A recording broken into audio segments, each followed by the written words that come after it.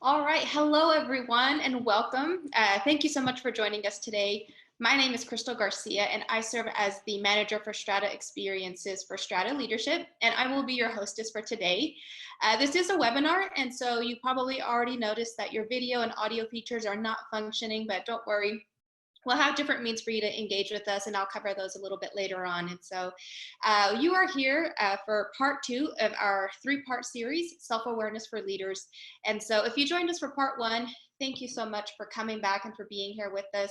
We really believe in this resource, especially during these times. It's important to invest in yourself and develop yourself in order to be able to lead your team and your organization effectively.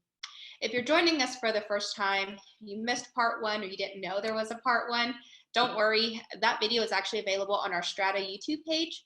We will share that link with you, as well as the link for today's video with the follow-up email that we'll send after the webinar is concluded. And so stick around for that. In case you're wondering, our YouTube page does include numerous free resources available to you, including recordings of our recently launched Strata podcast, and then some of the original webinars that we kicked off this pandemic with. And so with that, I want to tell you a little bit just about, why it is that we're here. We've heard from our friends and from our clients who have really been surprised that Strata has provided so many free resources. All of the content that you're seeing, it is new content. It has been created internally by our Manager of Leadership Development Services, Wes Martin, and our President, Dr. Nathan Meller. And this is all available for you. And it's really because it speaks to the heart of Strata. Our mission at Strata is elevating life at work. And right now, work looks so different for all of us. And so what we wanted to do is we saw a call to action. We saw that there was a need, and we wanted to answer that by being a support system for whatever it is that you may need, whether that be personally or through your organization. Ultimately, we live to serve, and we think these videos are incredibly important for you. And so we did kick off, back in March when we saw that virtual was going to be the new norm. We kicked off with the free webinar, Leading Through Crisis. And that fed into our strategic planning through uncertain times to where we are today, focusing on the individual, building self-awareness so you can successfully lead your team. So before I introduce our presenter for today, I did want to cover a couple of housekeeping things. And so, as I said, you won't be able to, share your video or your audio, but if you actually look down at the bottom at the toolbar, if you've been with our, to any of our webinars, you know this, but in case you're new, we do have the chat feature available, as well as the Q&A. So the chat is really going to be where you and I and everyone engages. And so as we're going, we really like this to be more of a conversation. And so we love your feedback on any point that maybe speaks to you. If you see somebody in the chat that you want to connect with, one of the things that we love to be is to be the middle person and to be a connector with our partners. And so feel free to reach out to them. If you have the ability to reach out to them directly via a private conversation, you're welcome to do that, as well as just the general platform. If you click on the chat, you will see a blue bar. We want to make sure that that reads all panelists and attendees, and that will allow your anything that you type in to go into myself, to Jeremiah, who's our presenter today, as well as anybody that's on today. And so we have the chat feature, and then we have the Q&A. We do have time allotted at the end of the day for question and answer, so we won't necessarily stop throughout the presentation, but we do have time set aside for you because we know how important it is for us to be able to address some of those questions. And so as we're going, please add any questions that you have in that Q&A, and I'll be, keeping track of them. And at the end, I will help Jeremiah get to those questions, and hopefully we can get to all of them. But those are the 2 ways that you can engage with us.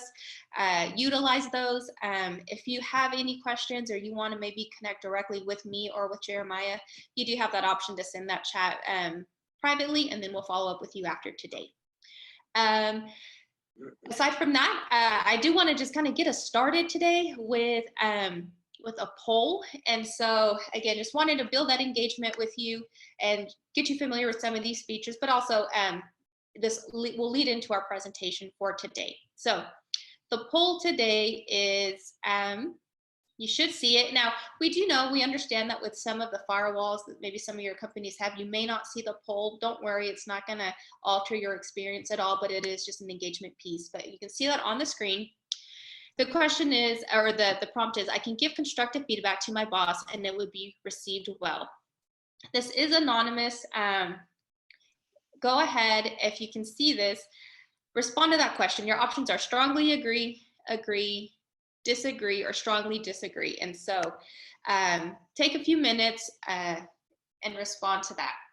If you can't see the poll, you are welcome to also respond in the chat. So we do see one person that says, I am the boss. And so, feel free to just respond there. Take a few more minutes. And if you've done that already, the next thing I'd like to do is we just really want to know everyone that is here. And so in the chat, please share your name, what company you're representing, and then even where you're logging in from. So in some of our webinars and most of our webinars, we've seen representation from just about every state and even different countries. And so share what it is that where it is that you're coming in from and who you're with. And then the final thing to share in the chat box is, what is it that you're hoping to learn from today? Self-awareness is it's an important concept. I think it's a little vague, but it's all relational. And so let us know what it is that you're hoping to learn, and then hopefully we can address that. I'm going to go ahead and end the poll. I'm not going to share the results right away. We will get to this at the end of our presentation, so you're just going to have to be on the edge of your seat until then.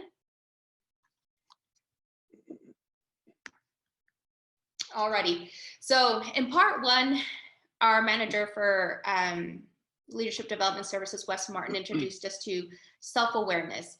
And really it's a relational process. And for the most part, what we learned is most people are not self-aware. And it really takes honest feedback and interaction with those around them for them to truly discover where it is that they lie in terms of their rate of, I'm not self-aware at all to 10, I'm super self-aware. Most people actually fall on that lower scale. And so if they want to improve, it has to be a conversation. And so he laid the framework of that. And then today we're just going to take it a little bit deeper and dive into exactly how you can become more self-aware. And so really one of the main ways to do that, and that's something that Jeremiah will walk us through, is the creation of safe spaces.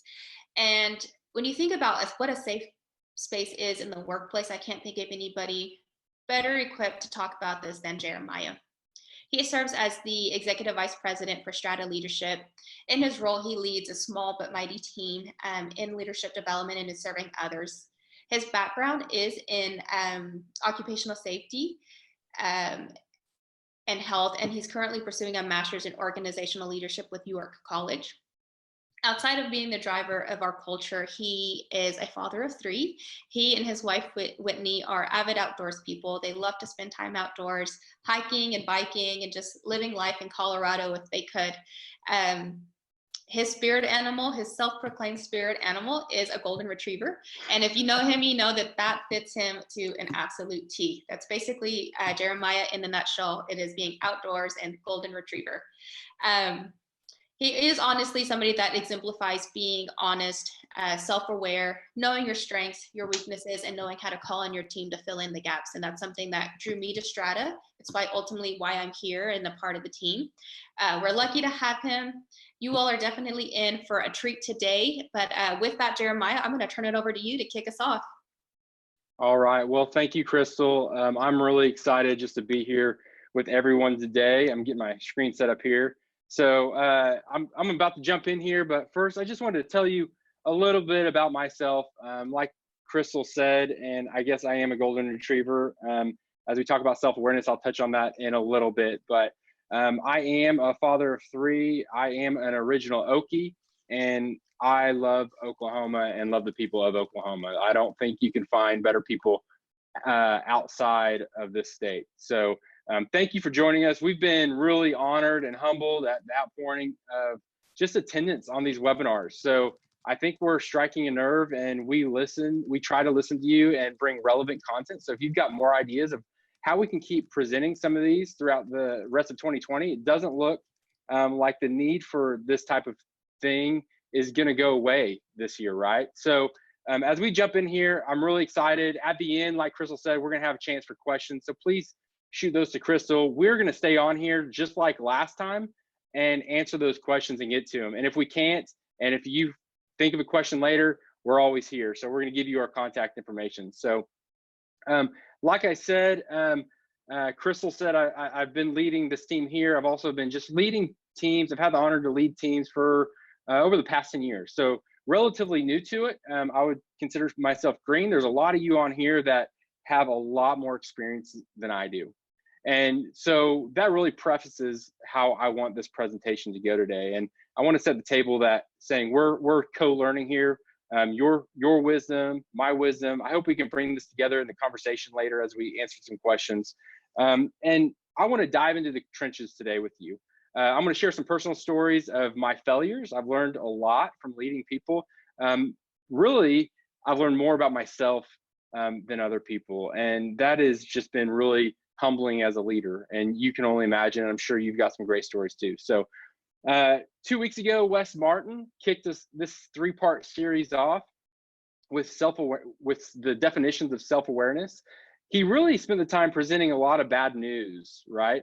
And which is really funny to kick a self-awareness webinar off. And I'm really happy he took that because I, like Crystal said, have the personality of a golden retriever. I like happy news. I am an extrovert. I'm typically an optimistic person, but I need realists in my life to say, Jeremiah, here's the situation. And that's exactly what Wes did. So I'm going to recap that real quick so we know where we're starting from, and then we're going to go to some neat places today. So first, he talked about how the bad news, 85 to 90% of you are not self-aware. That includes myself.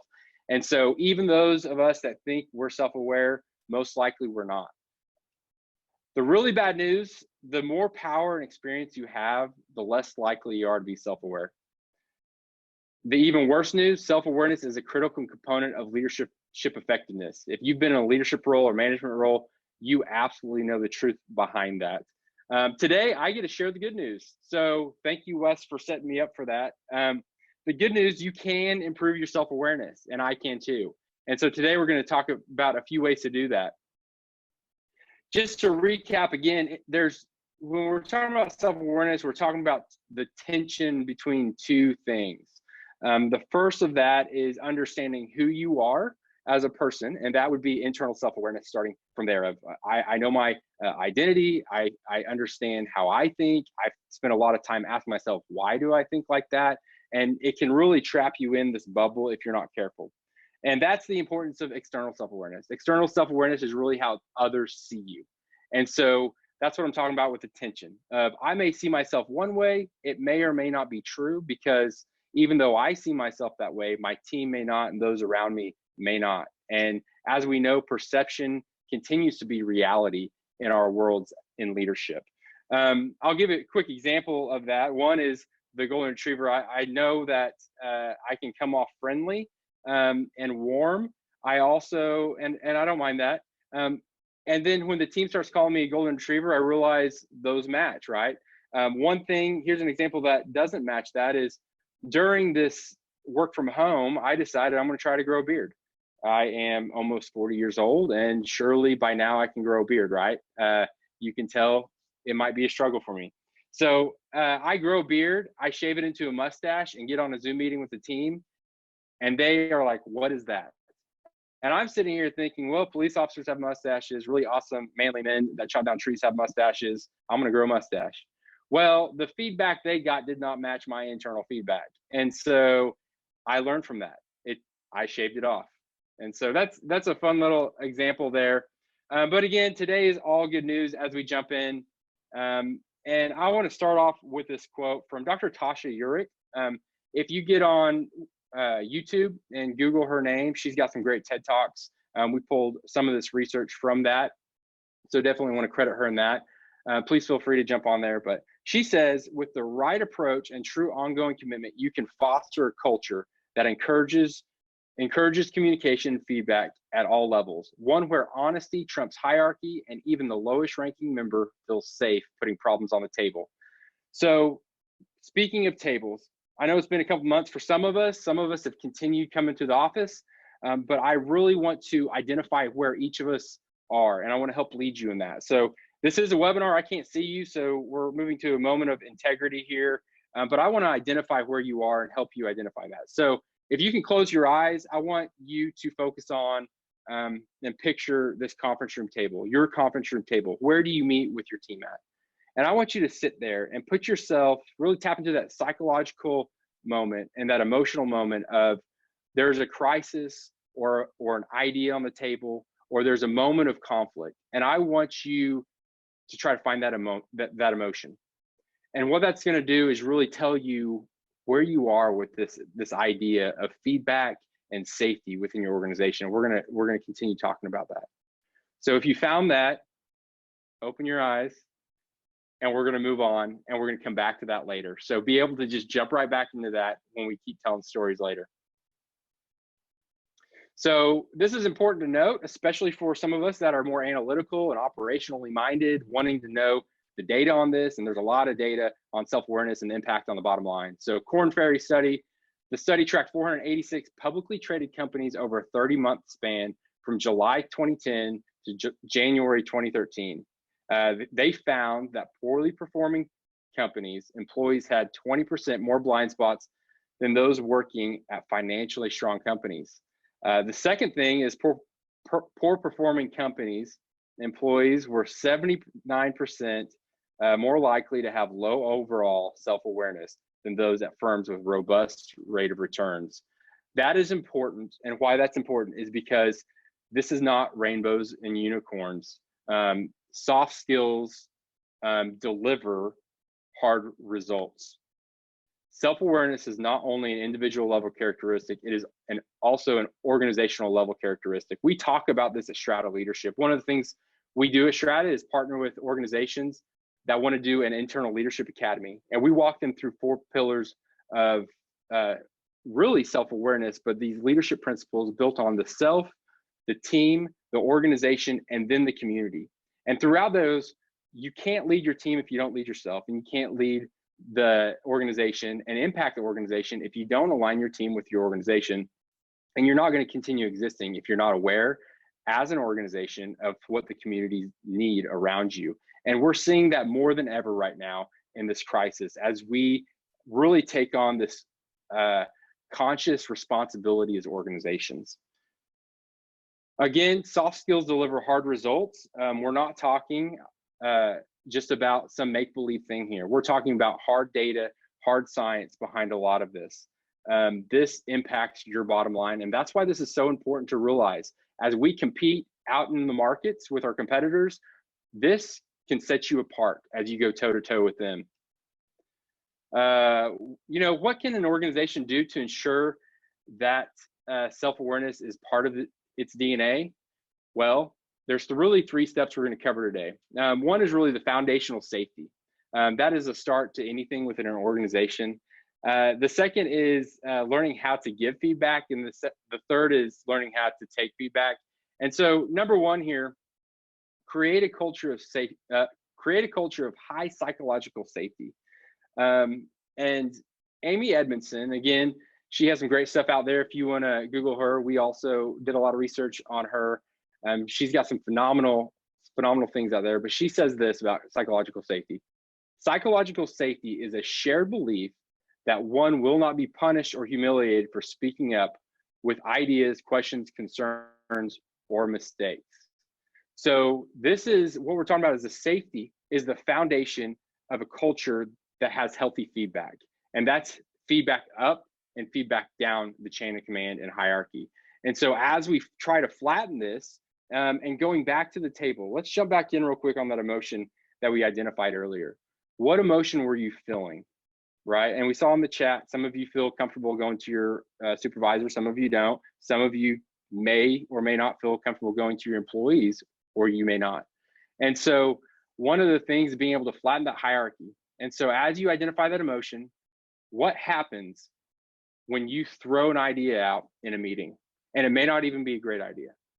Are you ridiculed, or are you safe? Do you continue to explore that idea as a team, or are you shut down?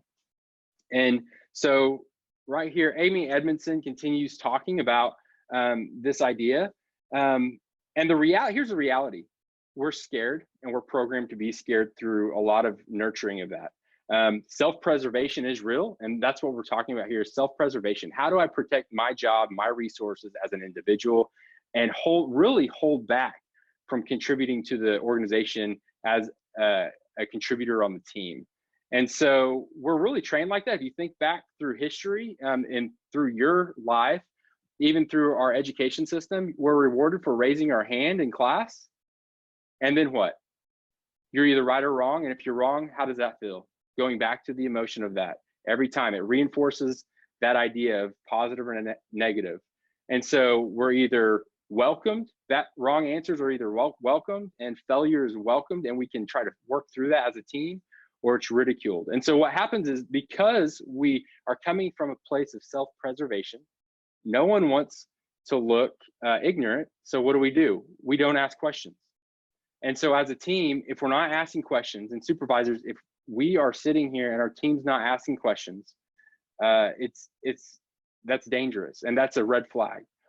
Dr. Nathan Miller says great leaders always ask great questions. And I think no matter your position in a company, you're a leader. And so how are you asking questions? How is your team asking questions? The second thing is, nobody wants to look incompetent. So what do they not do? They don't admit weaknesses or mistakes. I've got a great example of that at a company I worked for several years ago now.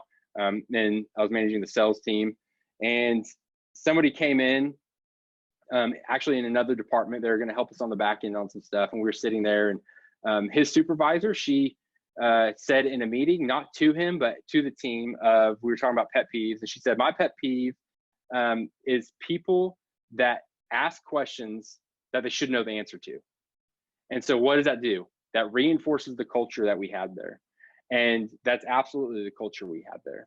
And so he goes on a couple weeks later, and he's in one of our systems with a lot of data for us. It actually held a lot of the data for our clients and the history of clients. And when he and I were later talking, he's sitting there thinking at his computer. He said, should I ask for this?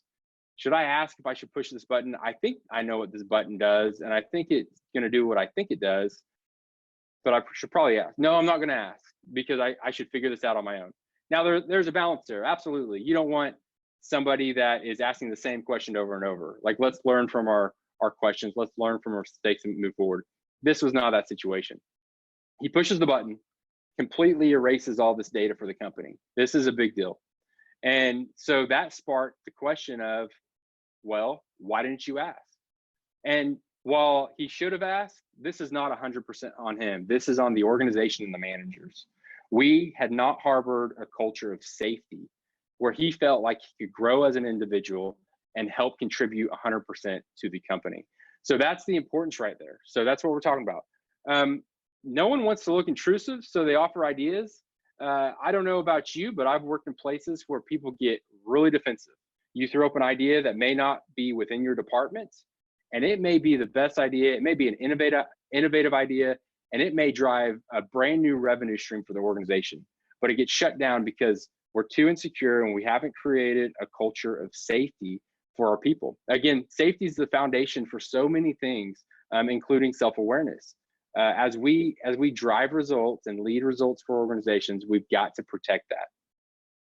So some great examples of this we've seen come out in the news, and here's what I believe.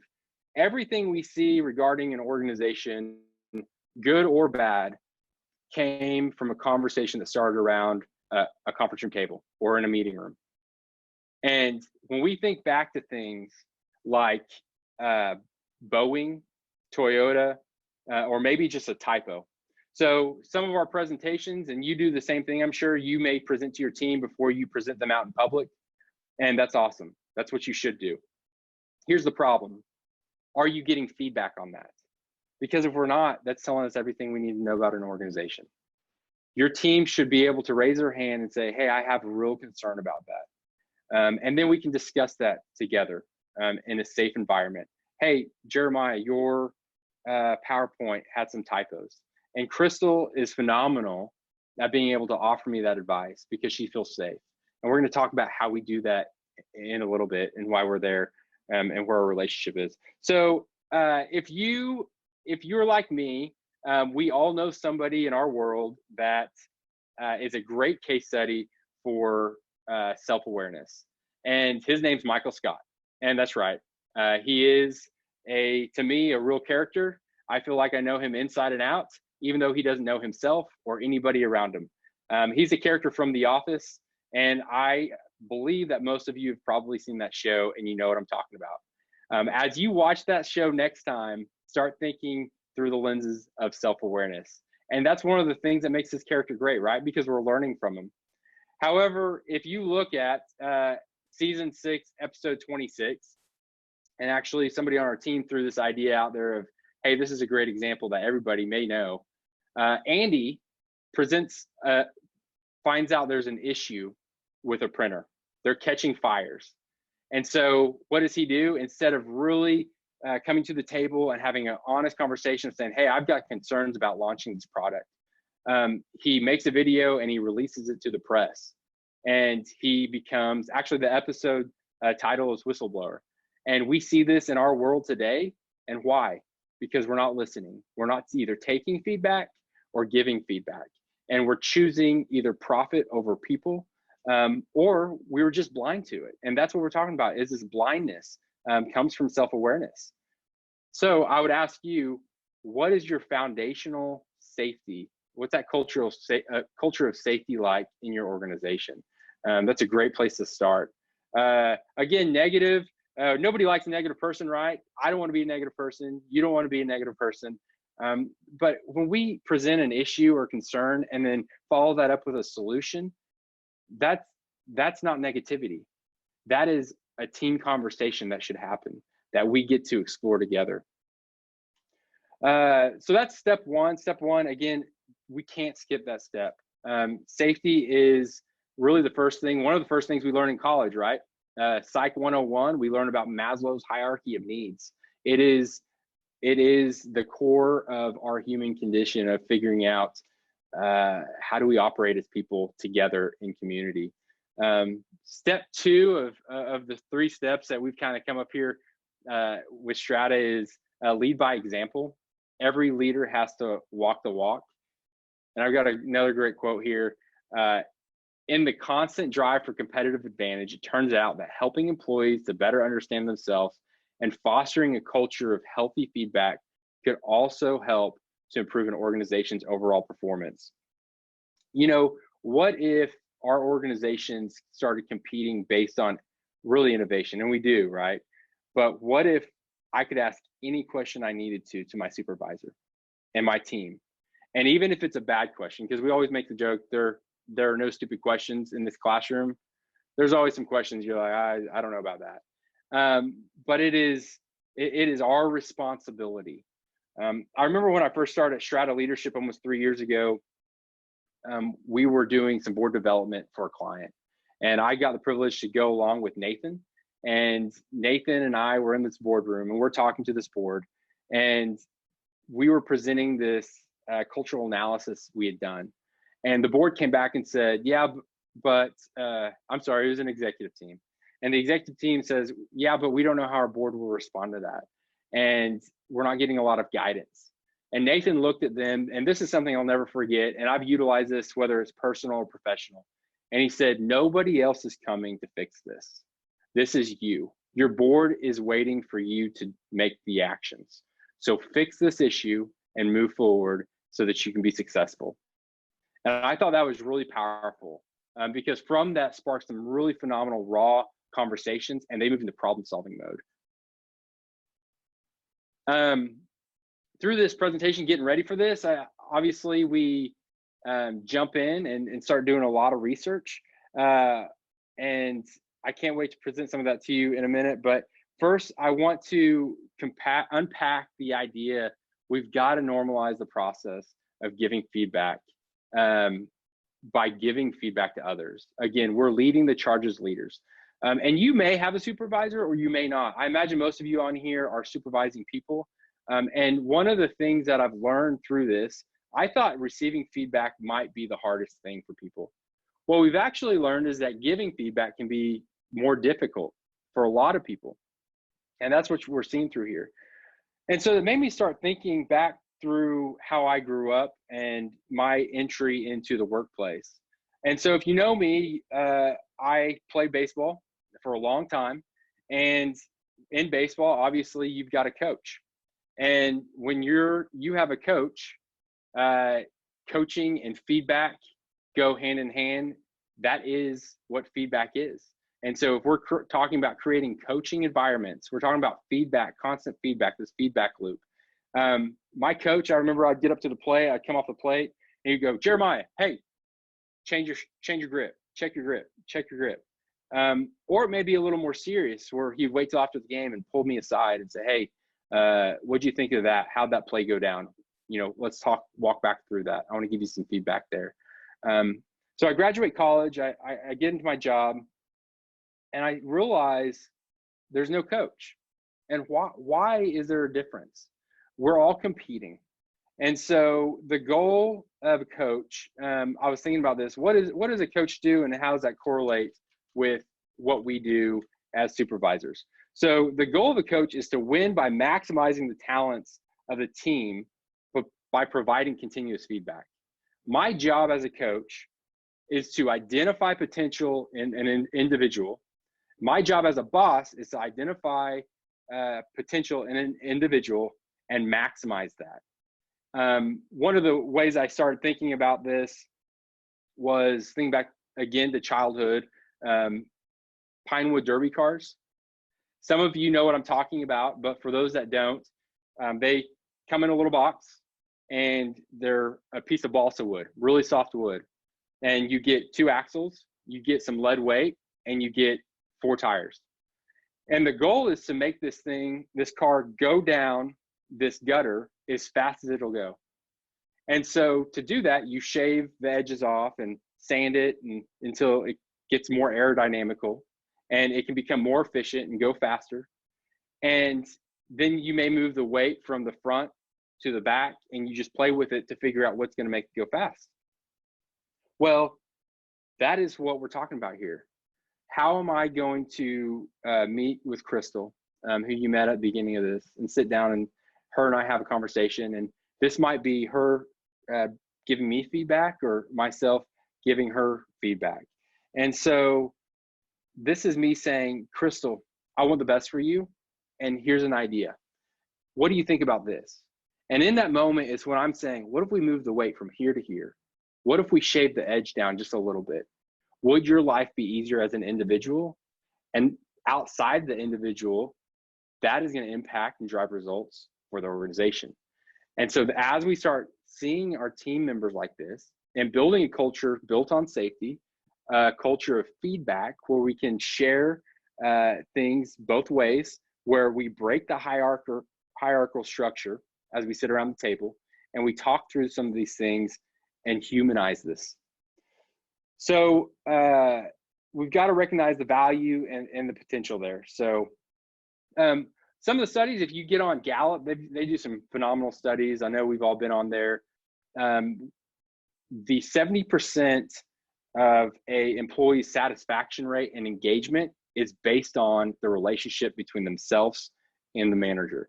And so what if we could provide the skills and learn the skills as managers and leaders that would help employees be more engaged, that they could be healthier, that we could drive our culture there.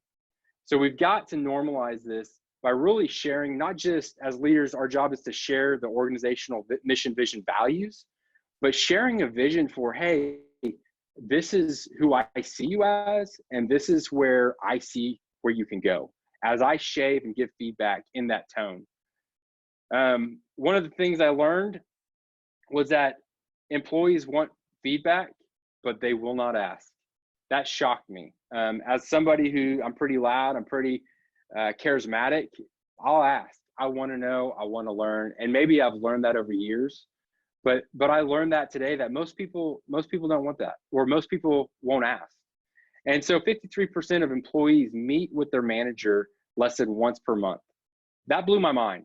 So as a leader, I've always met with my teams at least every other week or every week.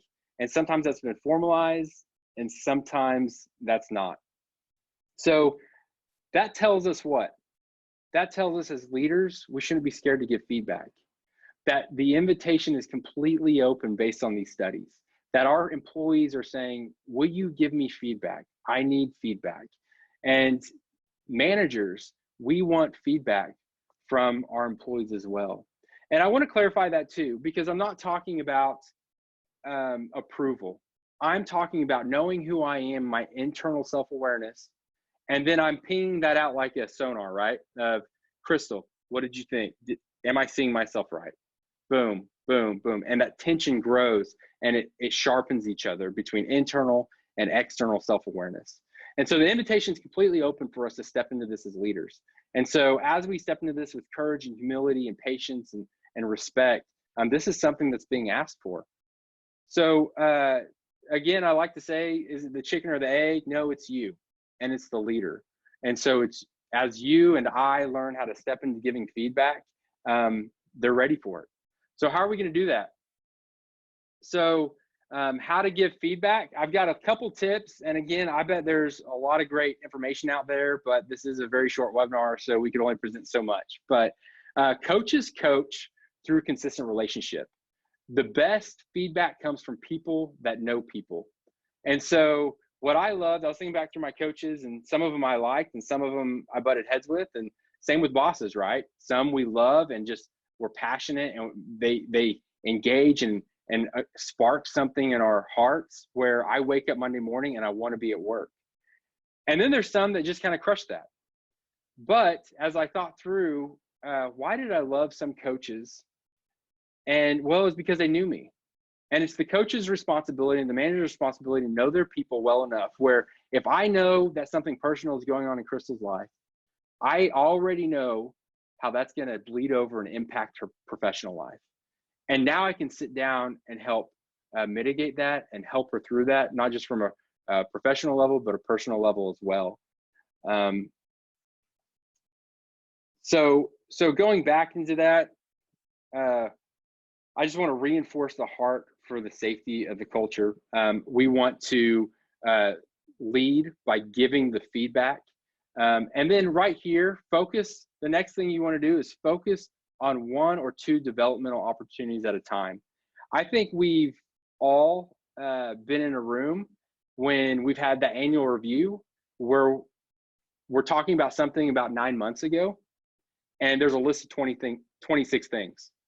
And we're all thinking, well, I wish you would have told me that then. That's feedback. That's in the moment coaching. And what they should have done is pulled that annual evaluation out and said, hey, here's one thing.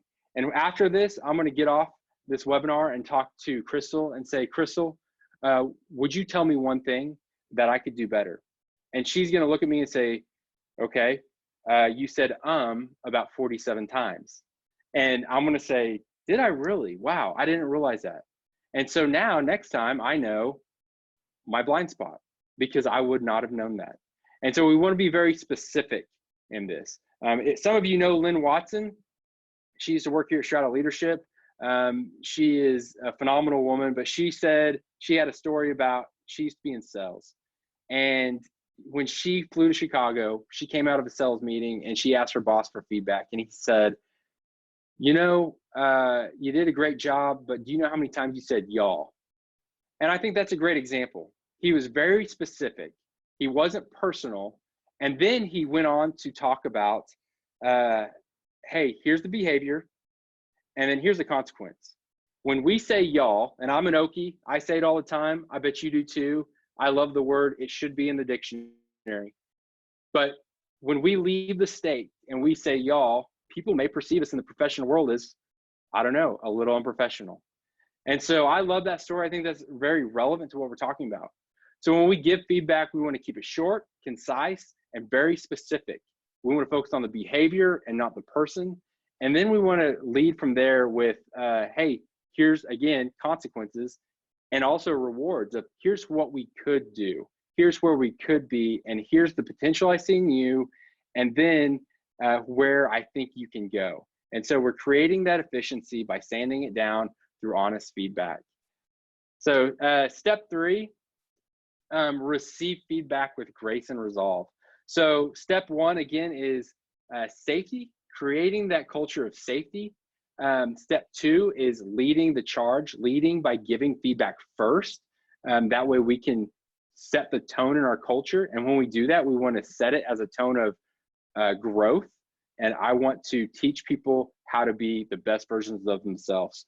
When people step onto my team as a leader, I tell them one thing. I tell them a lot of things, and we all tell our people a lot of things. But the one thing I always reiterate is my promise to you and my goal for you is when you come on my team, and then the day you leave my team, when that day comes, people won't work for you forever, is that you are healthier and you're more developed than when you walk through the door. And that is one of my responsibilities. And so that's how we do that. I'm going to say you're going to be more efficient, you're going to be faster, you're going to have a healthier life and be able to contribute more to our organization because of that. So again, 1, safety; 2 is leading by giving feedback; and 3, receive feedback with grace and resolve. So one thing I've learned, and Dr. Nathan Miller, the president here, has taught me a lot about gifts. And one of the things he says about feedback is a gift. In this world, day and age, where everybody gets offended and that defense wall goes up really fast, it's hard to get honest feedback. And at Strata Leadership, we believe not only in professional development through character and competency, we believe that happens through community. And so again, the internal self-awareness, and then you have the external self-awareness. If you get stuck in internal self-awareness, we really don't have any idea of how we're perceived. And perception is reality. So those around us, our community, really acts as a mirror. And we need to take advantage of that by building trust through safety. Some of the things that I like to say is go into this with humility and respect and courage as we take this. One of the things we offer at Strata is the Executive 360s. People pay a lot of money to get this feedback because they don't know where else to get it. And so as you look at your team, who do you trust? Who do you trust not only to keep that confidential, but who do you trust to give you raw and real feedback that you can, again, going back to that sonar analogy, my internal self-awareness, who I know I am, and my identity. Okay, now how am I perceived in the external? So I'm going to send out those sonar beeps, right? And it's going to come back, and it's either going to match or it's not. And I'm not trying to justify that with them. I'm trying to learn from that and absorb that myself through that other lens that they're providing me. So work on that community, find that community, and build that community. I have a lot of fun doing that, and I'm about to explain an exercise that I got to do. And it was really humbling for me because I got some awesome feedback that I'm going to share some of that with you. So one of the things when we talk about not only giving feedback, but receiving feedback is the safety aspect. So not only is safety just that cultural piece, and verbal communication can say a lot. One of the things we do in coaching is called shadow coaching. And we'll come into the organization as your coach and follow you around for a day. And what we're doing is watching for these cues. So you might be in a meeting and somebody on your team might say something, and your body language, you might roll your head, put your hand on your head. You know what I'm talking about, and you don't even know you did it. And so having those people in your life to say, hey, do you know what you do when so-and-so speaks up, or when a certain idea is challenged that you've presented? So what I started watching for myself is I'm 6'4". I've actually got, if you could see my office right now, I've got about 18 books under my computer because my team during the original run through for this webinar said, hey, we're looking up at you and can see if your nose, it's not real flattering. And I thank them for that feedback. So I stacked a bunch of books under here. So I'm 6'4", I'm about 225. So I'm taller than most people. And if you saw Crystal, you can't tell, she's sitting down, she's about 5'4". And I've worked with, again, I'm tall, so a lot of people are shorter than me. So I've worked with a lot of people that are just smaller in stature, and they're powerful people. They have a large voice, but I really want to know who they are. And we live in this world where we just have to be aware of not only the words we're saying, but the body language and the tone of my voice. And so if I want honest feedback, I'm going to go into their office and I'm going to sit down and say, hey, would you give me some feedback? And what did I just do? I sat down in the chair, brought myself down, I'm not threatening. I'm not going to walk in and stand over the desk and say, hey, do you have a second? I need some feedback. And so I'm aware of not just my words, I'm aware of my voice, I'm aware of my body and my body language. And so in a meeting, when somebody says something, and it might be one of those questions, you're like, there's no stupid questions. There's no stupid questions. And in your head, you're like, that is a stupid question. Are you doing this? Or are we saying, tell me more about that? Because it might spark somebody else's mind. And now we're talking about innovation.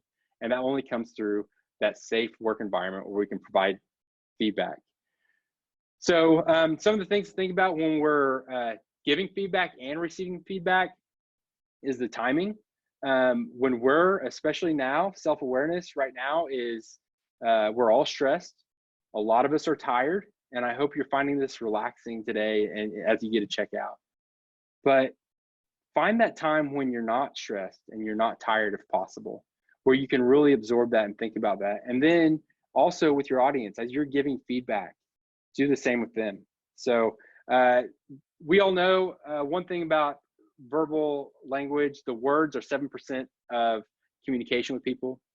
The other 38% is the tone of your voice, and 55% is your body language.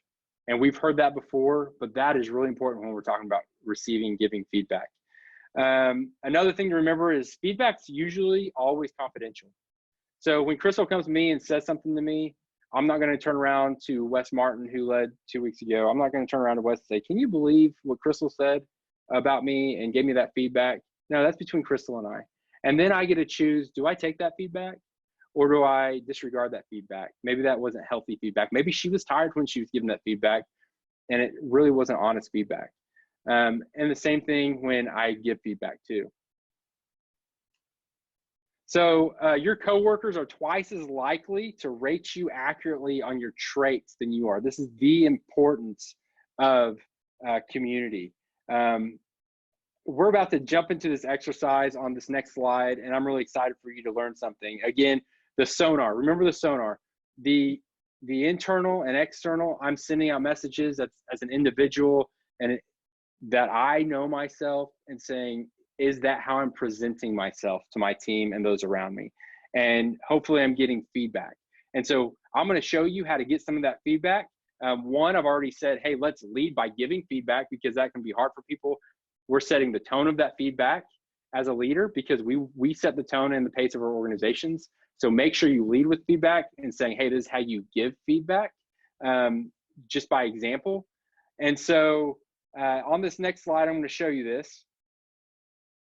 But there are some rules here that I'm going to go over as we do this. So the 2 questions. Here's what I did last night. Not last night. Yeah, last night. So last night, I sent this out to my team and some others. I saw this. These questions are actually from one of the TED Talks we saw, and I thought they were really great. You can actually add questions and take questions out. But I thought this was a great starting place. So what I did was emailed this out to a handful of people, actually 6 people. Some are at my office, some are outside my office. And I said, hey, what's the general perception of me? And then what could I do differently that would have the greatest impact on my success? And I got some really interesting feedback. And to be honest, I thought there were some things I knew about myself that I thought I was hiding. Some of those have to do with the pace I run at and the exhaustion level sometimes that I hit, and then I have to come back down and control that. And people see that. They see that a lot more than I thought they did. And a lot of that feedback and some of the common themes, there's several common themes, but one of them was, hey, you need to take care of yourself. And I thought that was really helpful for myself as a professional. And so I hope you get to do that. Again, some of the rules to maximize this exercise is make sure it's confidential. I'm not going to go share all that. I'm not going to share that feedback with other people. I'm not going to hold that against them. I asked for that feedback. So again, manage your reaction. Your reaction is going to dictate the purity of the future feedback that you do receive.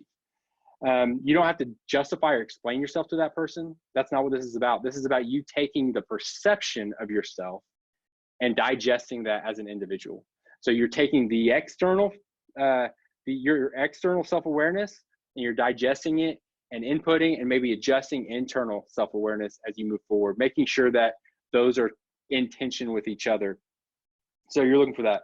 So if you're in the trenches like me and you want a little more in-depth, validated, and very confidential resources, last time we talked about the CPI 260, it's a California psychological inventory, and it's going to tell you and compare you with all the other leaders that are in a role like yours.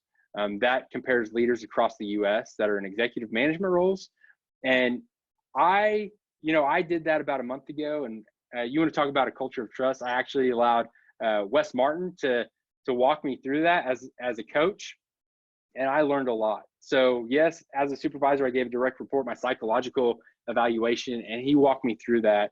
And there were some really great nuggets in there for me. So that's something we offer here at Strata Leadership. If you want to go a little bit deeper than just sending out an email to your team, if you want somebody that's a certified professional coach to sit down with you for 75 minutes, and that's for the value of this. The assessment's great, but it really creates a baseline to have a conversation with a coach.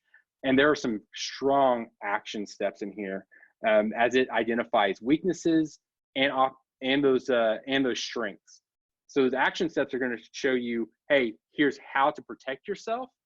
And then also, here's how to maximize those strengths that you already have.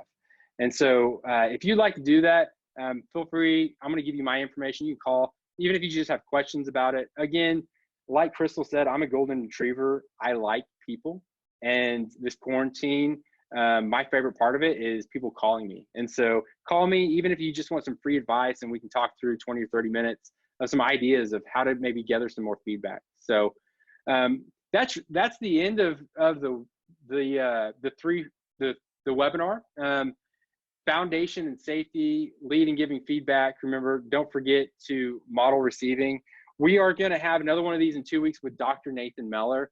Nathan's going to bring some really powerful insights and really talk about coaching and really offer a lot more skills on this. We've got a Q&A right now that we're going to move into. And we're also going to show those poll results, which I'm excited to see. It's, I kind of can guess, but you never know. And so thanks for sharing those poll results with us. So we'll pop those up, and I'm going to give it back to Crystal here. And then we can answer some questions. And again, we'll stay on here as long as you want to have a great conversation with you. Thank you, Jeremiah. Great job.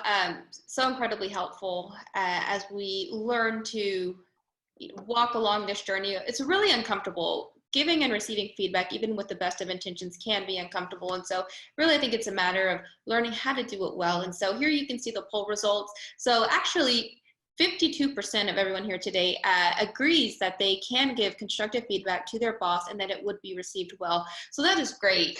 It seems like we have a lot of participants today, a lot of people tuning in that work and either have a great relationship with their boss or work in a organization where that safety is already established there. And so what you can do is just think, how do we take it to the next level to make sure that everybody above me feels it, but also everyone below me. And so thank you for that.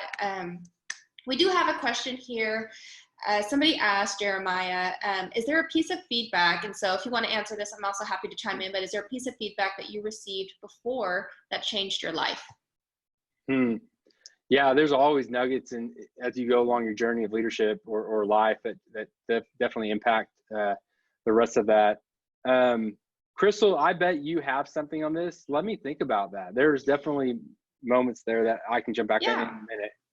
I'm happy to. And I want to be mindful of the time. I know that we have about 3 minutes left, but Jeremiah and I are happy to stay on as long as we need to answer as many questions. So as long as you're willing to stay logged in, we will be here for you. We know that these are important questions. And so sorry for going a little bit late, but for me, one of probably the most beneficial pieces of advice that I received actually came from a 360 assessment that I did.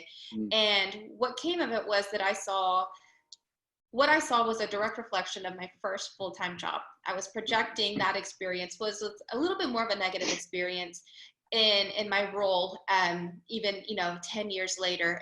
And in my first full-time job, I had 7 supervisors, and I was the only person, and I reported to these 7 people, all of whom had different personalities, different expectations of me. And honestly, it was just incredibly challenging for me to learn how to be the best employee for people who couldn't get on the same page of what it is that they needed. And so I always told myself, if I ever supervised anyone, I wanted to be sure that those people who reported to me were happy, that they were healthy, and that they felt like I was a part of their team.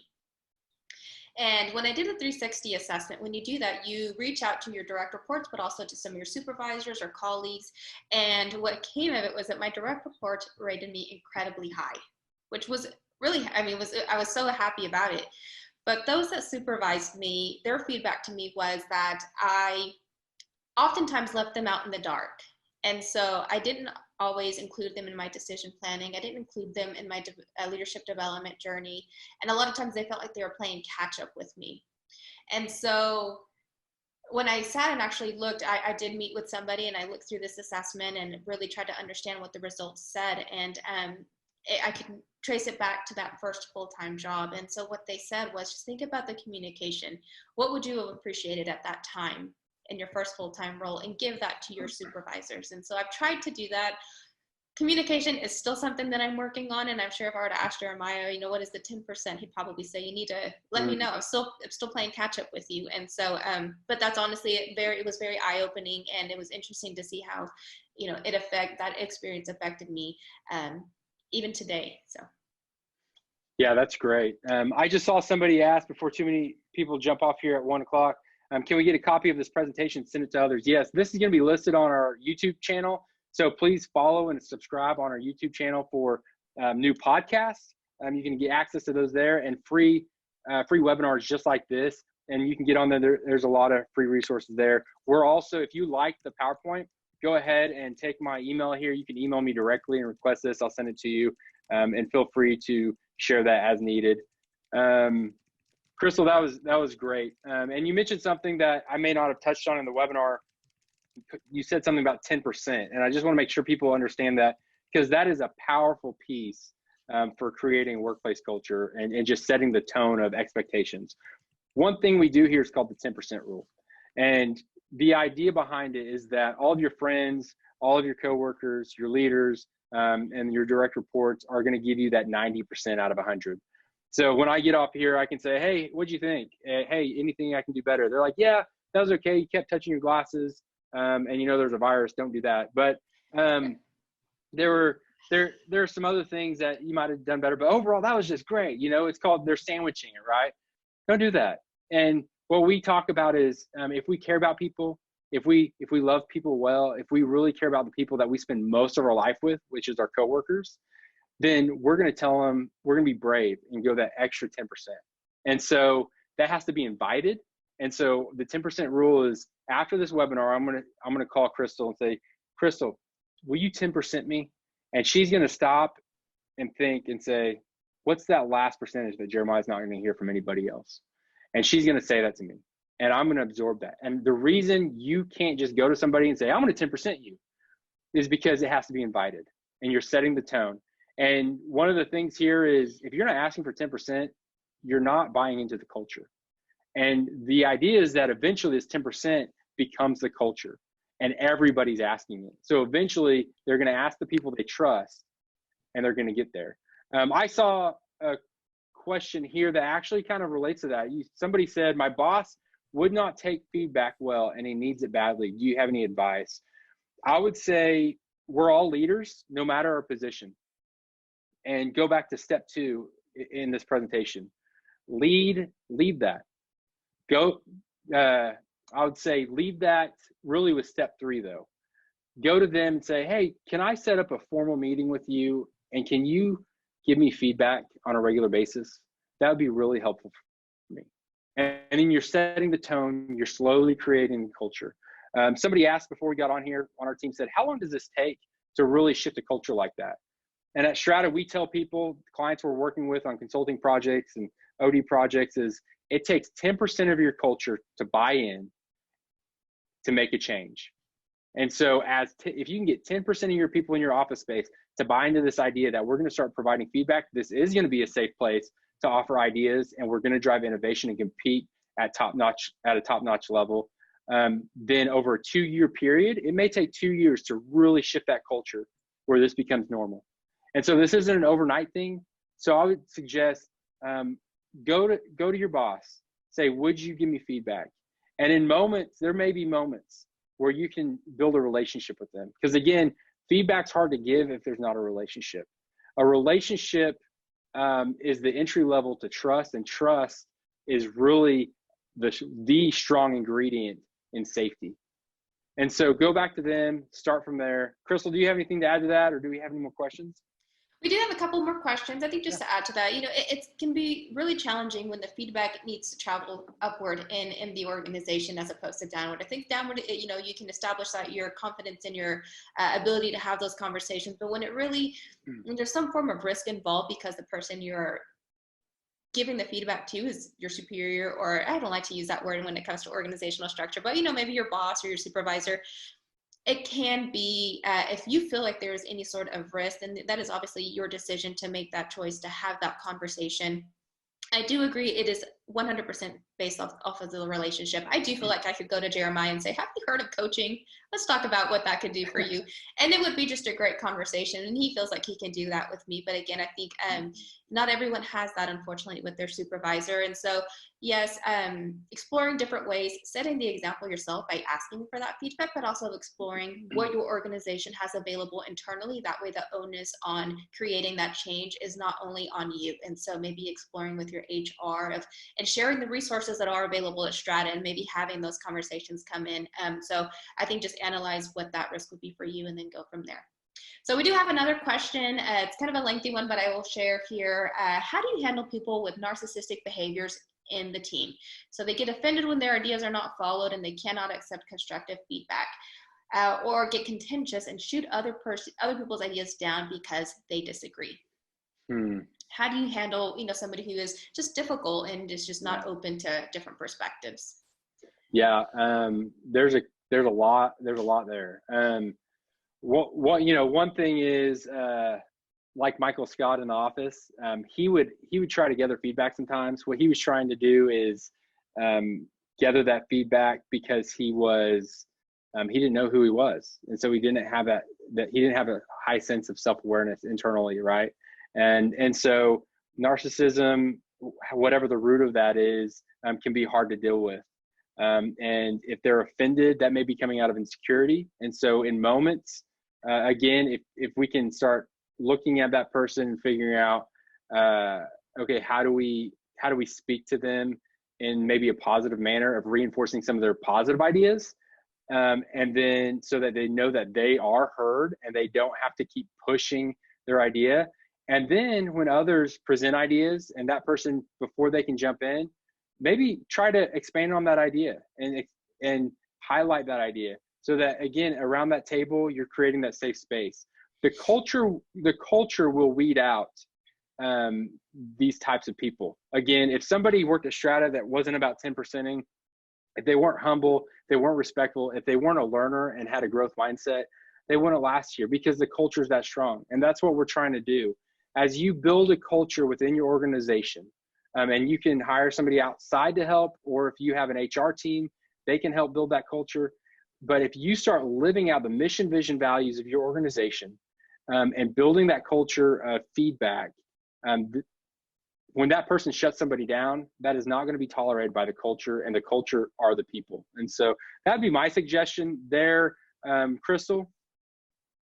Yeah, I think you touched really on a lot of it. I think for me, the only thing I would add is maybe looking for opportunities in order to have that conversation. And so, constructive or even negative feedback is not an opportunity that I welcome. I know that it's just a part of the job. And so I always try to find ways that, or maybe mechanisms that already exist within the organization to have these conversations. So if it's something that is incredibly toxic and needs to be addressed, then that's just the reality. You have to eat the frog and just have those conversations and then deal with the aftermath. If it's something that is just, maybe it's not overt, and so think about your yearly evaluations. How do you have those, and is that a great place to have it? Are there quarterly evaluations, or what are other tools? Or because really, as long as you're coming from a place of respect and care to grow your employees, if they are not able to receive this feedback in a way that is constructive and move your organization forward, then that's probably a different question that you need to be asking, and not how do you do this, but is this really the right fit for us? And so it's difficult. It can be challenging. And again, we talk about self-awareness in a way, and it's beautiful, right? You get to this place where you're a better person, but the process is ugly and it's clunky and it's uncomfortable, and that's just something that we have to do. So we have, let's see, we have one more question here that I will read to you, Jeremiah. It says, and I'm going to try to summarize this as much as I can, but it says, position power in the organizational hierarchy creates one dynamic in the feedback process. In some organizations, gender dynamics can, may, or will create another form of tension. From that perspective, what are some concrete suggestions for creating a 360-degree sense of safety in the feedback process? Let me just repeat that to you. You got it? I think I got it. Yeah. Okay. Here, just scroll down. That's good. And I will hit on one question. Mike Shaw asked, are you really cousins with Mike Shaw? I am not really cousins with Mike Shaw. And you can tell because the density of his beard versus mine. So thanks, Mike. I appreciate you.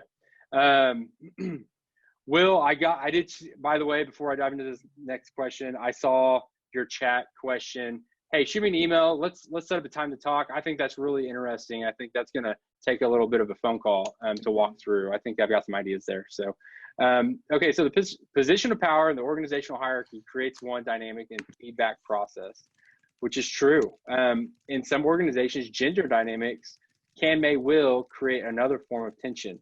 From that perspective, what are some concrete suggestions for creating a 360-degree sense of safety in the feedback process? Okay. So there's, again, a lot, I'm assuming there, a lot of assumptions that I'm going to take on here. One thing I do want to tell you about Crystal Garcia is a strong voice in this world, and she has her master's in human relations from OU. She worked at OU in the diversity and inclusion there, and has a lot of understanding on some of these issues as well. So when we're talking about 360-degree sense of safety in the feedback process, and how in some organizations gender dynamics can, may, and will create another form of tension. We're talking about just having an open conversation, starting again, where are you as an organization with this idea? And then as a leader, addressing where do you want to go with this idea? And then talking about all the gaps that are going to be hurdles as you get there. So what are the gaps you're going to have to fill? Well, is gender dynamics one of those? Well, let's really address that and have courage and address that and talk about, okay, what are the ways that's going to impact this feedback? And then let's bring in maybe a consultant, or maybe let's meet with our team and start putting stuff on the board. Let's have an open, honest feedback session on how are we going to address this.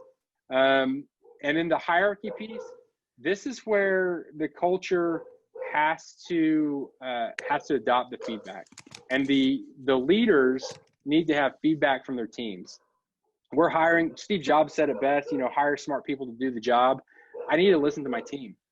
My goal as a leader is to build a high performing team, and my goal is to be the dumbest one at the table.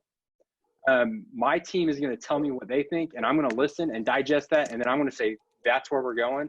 And they're going to say, awesome, let's go. And because we've talked about it, we've closed the conversation, and we're going. So Crystal, what do you have any thoughts on that? Yes, and I'm sorry. You can probably hear my dogs barking outside. This is the pleasure of working from home. We're all human right now. Yes.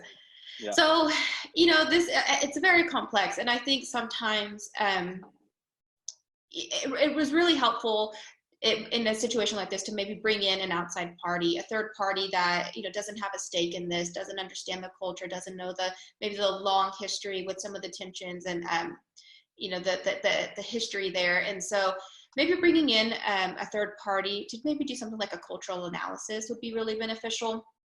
A lot of times these difficult conversations they can't be had, and these are sensitive topics. And so especially if you're talking about gender dynamics, it's trying to understand maybe a perspective that just because of your gender identity that maybe you can understand, but you just won't directly know what it is. And so I highly encourage you in that situation, do what you can internally, as Jeremiah said, but do not be afraid to bring in an outside party to help navigate that conversation. I know when I did work in diversity and inclusion, this is something that we did quite a bit, and it just helped to have a fresh face, a neutral voice there, whose ultimate goal was to get the company or that department where they wanted to go together, and creating that shared vision. And so hopefully that is helpful.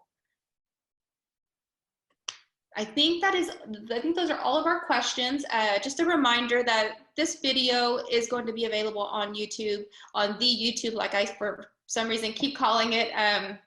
That is actually what Michael Scott calls it, the YouTube. And so it will be available after today, and you will be receiving a follow-up email before the end of the week. And in that email, you'll see the links for all of our resources. You'll also get information if the SHRM credit is something that you are interested in. You'll see the codes for that. And then a reminder that if you complete all 3 webinars, you will receive a certificate of completion for self-awareness in leaders. And so stay tuned, stay engaged. There's one more series left, and so don't miss out on that. And with that, we just want to thank everyone that stayed on. We still have over half of our audience here, so thank you so much for staying with us. And apologize for going over, but we'll look forward to seeing you all next time. Yeah, thank you all for the questions. If you need more follow-up or elaboration, feel free to shoot us an email or a phone call. Thank you all. Have a great day. Thanks, Crystal. Bye.